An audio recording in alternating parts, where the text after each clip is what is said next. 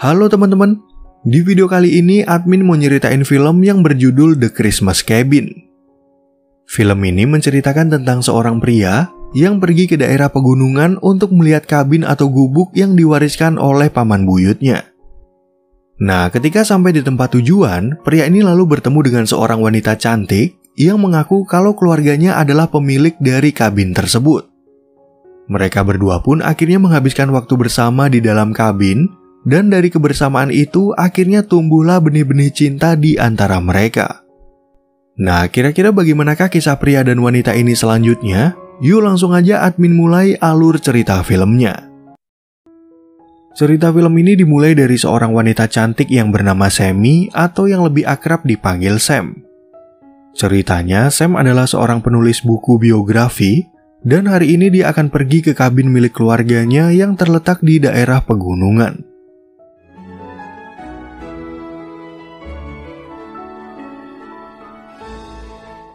Di tengah perjalanan, Sam kemudian menelpon adiknya bernama Josh yang sebenarnya ingin mengajaknya ke rumah untuk merayakan liburan Natal bersama keluarganya. Namun Sam mengatakan kalau dia nggak bisa memenuhi ajakan tersebut dan memilih menyendiri di kabin keluarga mereka dengan alasan dia butuh ketenangan untuk menyelesaikan pekerjaannya.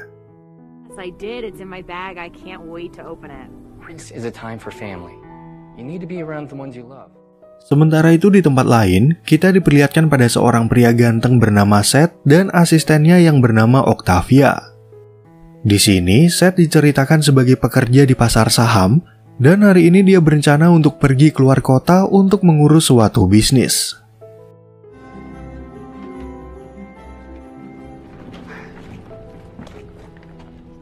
Sebelum berangkat ke bandara, Seth sempat membahas pekerjaan dengan Octavia yang memberitahu kalau 2 hari lagi dia ada janji untuk bertemu dengan klien.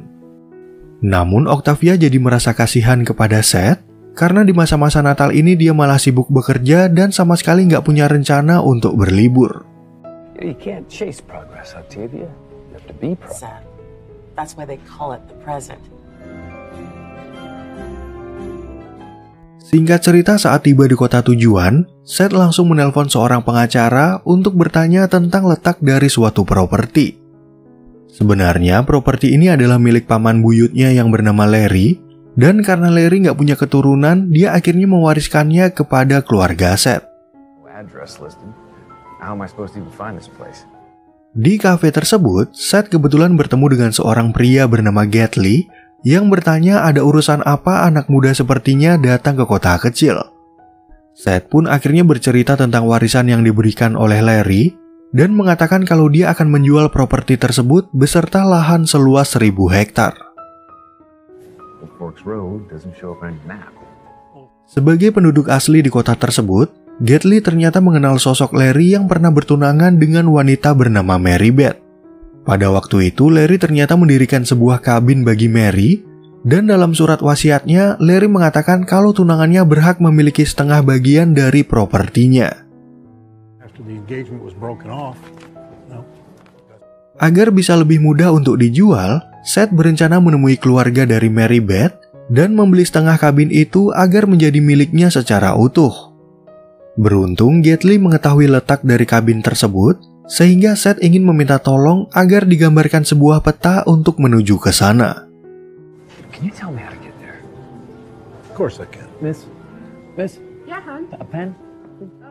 Keesokan paginya, Seth akhirnya langsung berangkat ke tempat tujuan dengan bermodalkan peta dari Gately. Namun di tengah perjalanan, Seth hanya berputar-putar di daerah yang sama dan jadi merasa kesal karena apa yang berada di sekitar lokasi itu nggak sama dengan apa yang digambar di peta.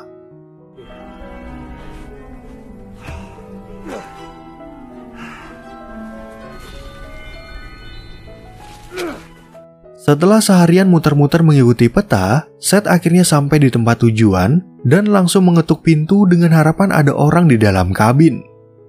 Awalnya, Sam mengira kalau dia didatangi oleh seorang penjahat, tapi karena Seth mengatakan kalau dia merasa sangat kedinginan, Sam akhirnya memperbolehkannya untuk masuk ke dalam. But seriously, can I come in? 5 times today. Look. Di hari berikutnya saat Seth baru terbangun, dia mengalami sedikit cedera akibat berjalan seharian di tengah cuaca dingin. Selagi Seth tertidur, Sam ternyata udah mengecek isi dompetnya untuk melihat identitas dan memastikan kalau dia bukanlah seorang penjahat. I rifled through your wallet. Look like a criminal to you. I don't know. Lalu ketika mereka berkenalan, Seth mencoba untuk bertanya kepada Sam apakah dia memiliki hubungan dengan seorang wanita yang bernama Mary Beth. Di sana, Sam mengatakan kalau Mary adalah nenek buyutnya, sehingga Seth juga bercerita soal paman buyutnya bernama Larry yang udah membangun kabin ini bagi mantan tunangannya. Actually, my great uncle Larry built this cabin in 1920. They'll always walk away. Berhubung Seth udah bertemu dengan Sam, dia kemudian memberitahu keinginannya untuk membeli setengah bagian dari kabin ini yang dimiliki oleh Mary. Pada saat itu, Seth juga menunjukkan surat wasiat dari Larry, di mana kabin ini dibangun di atas lahan paman buyutnya itu yang totalnya seluas 1000 hektar. My uncle actually owns this land, 1,000 acres to be. Karena setengah kabin ini adalah milik Mary, Seth lalu menawarkan sejumlah uang kepada Sam agar dia bisa memiliki keseluruhan dari kabin tersebut. Namun Sam mengatakan kalau dia nggak akan pernah menjual warisan dari keluarganya dan langsung mengusir Seth agar segera pergi dari tempat itu. There is no way in hell I would ever sell this place. Di tengah perjalanan pulang, Seth yang belum hafal sama daerah itu kemudian malah jadi tersesat akibat kabut tebal dan badai salju. Seth yang bingung pun akhirnya memilih untuk kembali dan mengatakan kalau dia juga berhak untuk tinggal karena memiliki setengah bagian dari kabin tersebut. I own half this cabin too. 50-50. You're welcome. Don't ever say that again. Selama Seth tinggal di dalam kabin, dia dan Sam jadi saling bermusuhan, sampai-sampai Sam sengaja mencabut keran air hangat untuk menyiksanya.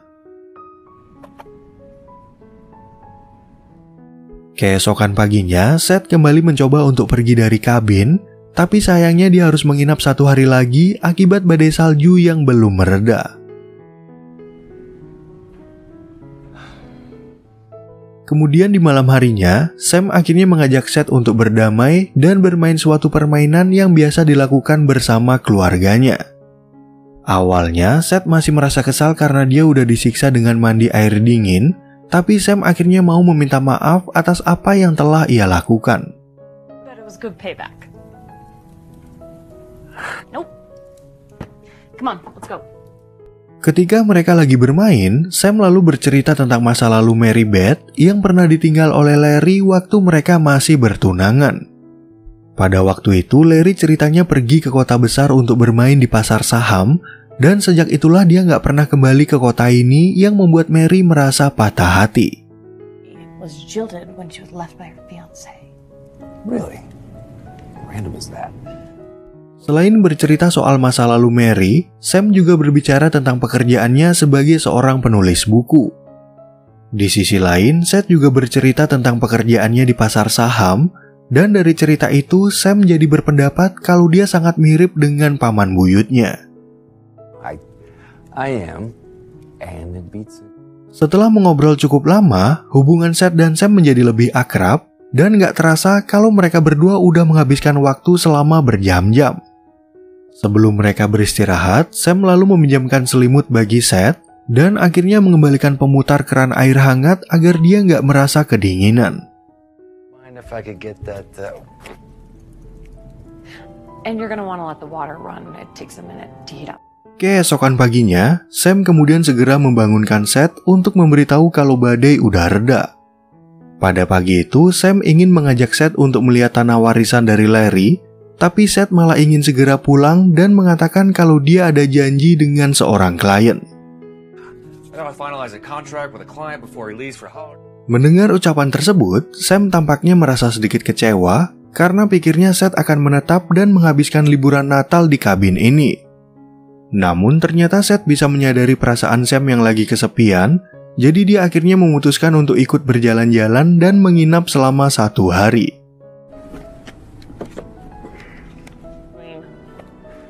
Try these.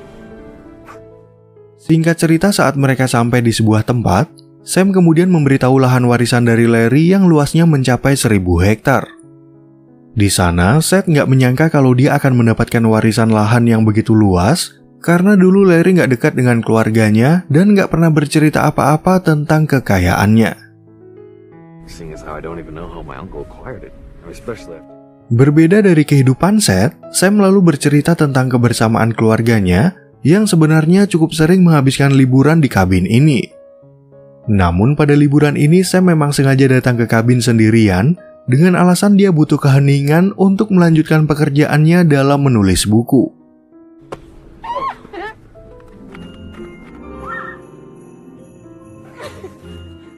Di saat mereka lagi beristirahat, Sam kemudian bercerita kalau dia lagi menulis buku biografi tentang seorang wanita yang mengikuti Olimpiade tahun 1948. Ceritanya, tokoh wanita ini sangat menyukai olahraga, dan semasa hidupnya dia banyak melatih dan membantu remaja putri untuk menjadi atlet berbakat. Setelah mengobrol panjang lebar, mereka berdua akhirnya segera kembali ke kabin, di mana Sam ingin mengajak Seth untuk menghias pohon Natal. Di sana, Sam bercerita kalau ornamen di kabin ini kebanyakan dibuat oleh Mary, yang sampai sekarang masih mereka pakai sebagai bagian dari kenangan dan tradisi di keluarga. Come on, come help me put together Great Grandma Mary's. Be close to the end. Begitu mereka selesai menghias pohon Natal, Sam kemudian bercerita tentang kenangannya bersama sang nenek yang bernama Nina. Sejak masih kecil, Sam dan adiknya sangat dekat dengan nenek mereka, dan kenangan itu membuat Sam merasa sedih karena Nina telah meninggal dunia di tahun kemarin. She passed away last summer. Sam yang masih bersedih atas kematian neneknya, lalu memutuskan untuk menyendiri di kabin ini, padahal dia diundang untuk liburan Natal bersama keluarga Josh. Sam pun beralasan kalau dia datang ke sini untuk menyelesaikan pekerjaan, tapi kenyataannya dia ingin mengenang kebersamaannya dengan Nina yang selalu berlibur di kabin ini. By being here, she wouldn't feel so far away. And here I thought no one works before Christmas.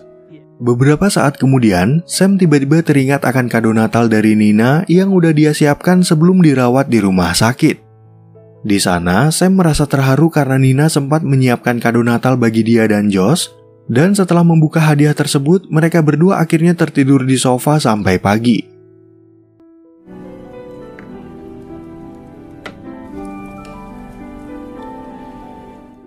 Keesokan paginya ketika Seth terbangun duluan, dia langsung menyiapkan sarapan bagi Sam dan ingin mengajak Sam untuk jalan-jalan seperti kemarin. Tentu aja Sam menerima ajakan tersebut, dan saking semangatnya dia juga sempat sedikit berdandan agar bisa tampil lebih cantik di depan Seth.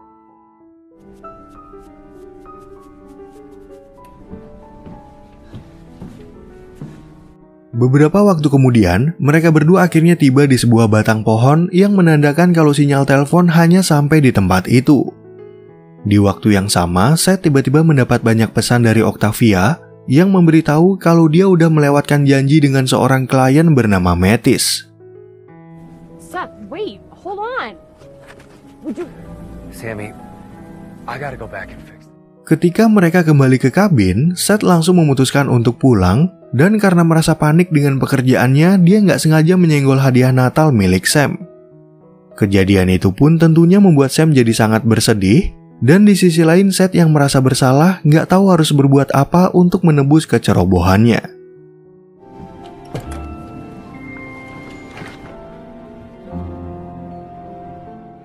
Begitu Seth pulang dari kabin tersebut, Sam langsung pergi ke pohon sinyal untuk menelpon Josh. Sambil bersedih, Sam kemudian bercerita tentang hadiah yang diberikan oleh nenek mereka dan mengatakan kalau dia jadi merasa kesepian karena udah menolak ajakan Josh untuk merayakan Natal bersama. Yeah, I bet she is. I'm sorry. Okay.